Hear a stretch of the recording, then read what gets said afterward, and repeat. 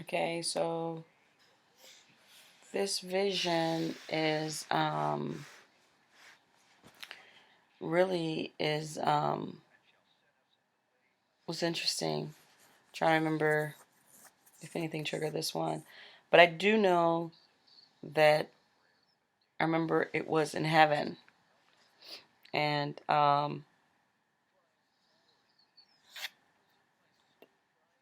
this is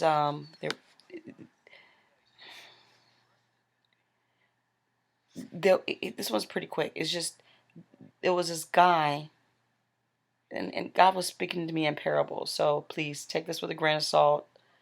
You know, I'm not saying this is accurate, but this is what I saw in the vision. Okay, maybe it's a parable. Take it for what it is. You pray about it. You ask God what it means. So anyway, there was this dude named Eternity, right?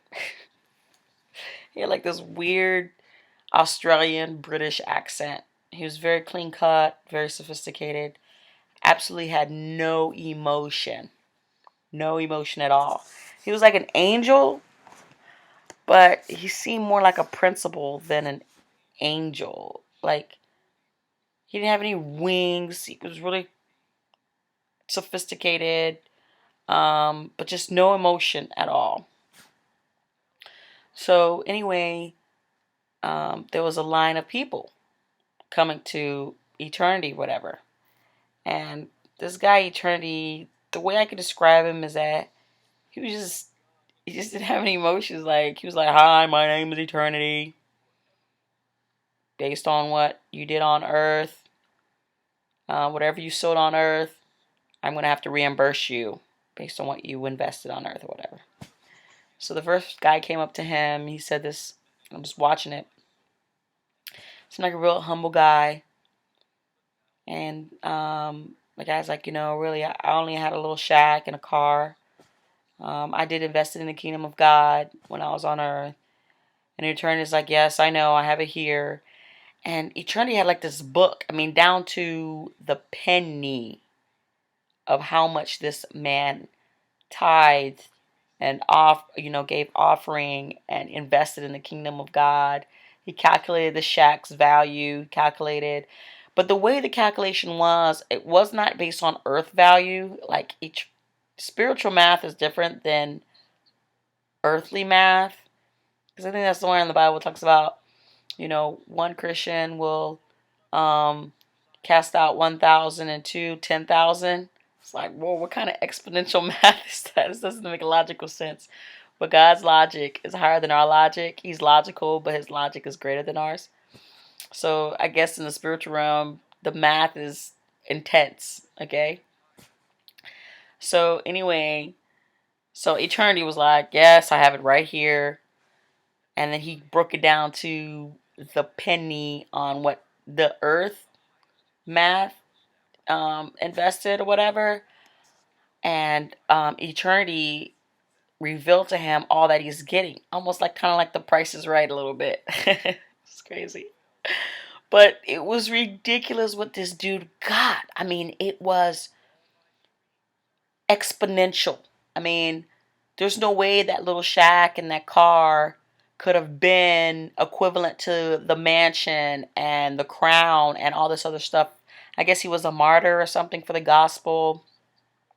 Really didn't go into detail, but the wealth, the prosperity level, the inhaling that he received for whatever he exhaled on earth was so supernatural, was so intense, was so generous. God is a generous guy. It was amazing. It was so intense. The guy behind him was like licking his fingers and rubbing his fingers, licking his lips and rubbing his fingers like, oh snap, I'm about to get paid, right? I'm about to get paid. So that guy goes to his mansion, goes get his crowns, and he's totally just he was grateful he made it to heaven, but God gave him that good and faithful type welcome. So the next guy comes up, right, just like excited because he saw what the first dude invested and what he redeemed. So this guy was like, oh snap, I'm about to get paid, right? So he's getting really excited. So he goes up to Eternity, and Eternity is like, hi, my name's Eternity. I can't do accents, I'm sorry, but it was like Australian British. It was really cool. Um, but he just had no emotion. It was so funny. He reminded me of that dude. You know when you go to prison and the person that hands you your number and your clothes really doesn't care about you. They just kind of see you as a number. It's just business to them, you know? This is how eternity was. It was just so funny, you know? But I think it was just a parable. God was kind of just showing me that eternity is not going to have a respecter of persons. It's not going to be how cool you were, how charismatic you were, how gifted you were. It really is about heart condition and fruit of the spirit. That's what he compares it to, right? So the next dude comes up, excited, ready to get paid, and attorney is like, well, based on what you sold on earth, you're about to get reimbursed in eternity. So eternity, um, so the guy was like, yeah, I sold a lot. I gave a lot to the church. I did all this stuff. I did all this. I did all this for the world. I did all that. And then eternity was like, listen, that's not our standard. I don't know what preacher preached to you, but the standard is not finances. The standard is heart condition. Where was your heart condition when you gave? Where did you do it with a heart to the intention behind it? And then also, were you humble?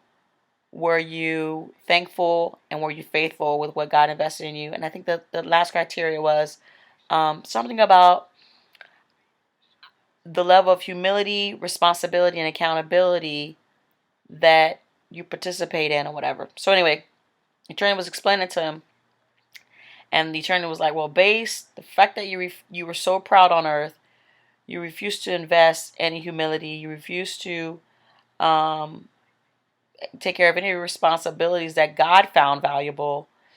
Um, Let me show you what you're going to get. So the attorney opened up the floor, right? Like, not open up where the dude could fall, but open up like this glass floor where the dude could see hell. And it was like crazy because all you saw was pitch blackness, fire. You heard people screaming and just screaming, right?